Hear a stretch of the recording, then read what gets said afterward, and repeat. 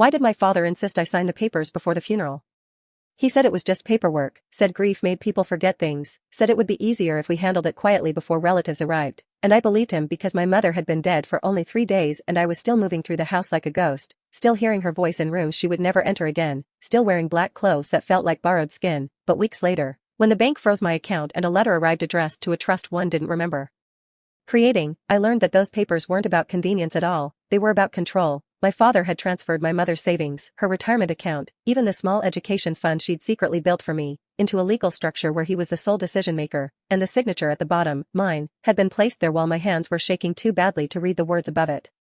When I confronted him, he didn't raise his voice or pretend it was a mistake, he simply poured himself a drink and said, "You weren't thinking clearly back then," as if my grief made my consent optional, as if love meant deciding for someone without asking. And that's when memories started rearranging themselves in my head, the way he rushed the funeral, the way he discouraged questions, the way he kept telling me my mother hated conflict and would want everything simple.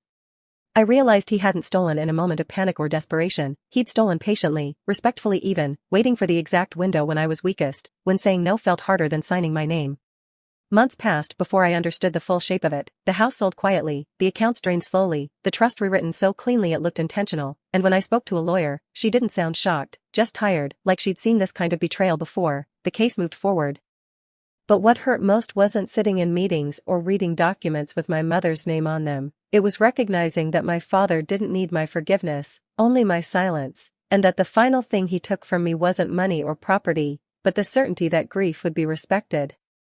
The last time we spoke, he told me I was tearing the family apart, that I was dishonoring my mother's memory, and for a moment I almost believed him, until I remembered how carefully he chose the timing, how calmly he waited for my world to collapse before asking for my signature, and that's when I understood the truth that still keeps me awake at night. He didn't steal after she died, he stole because she did, and he knew that mourning children are easier to convince than angry ones.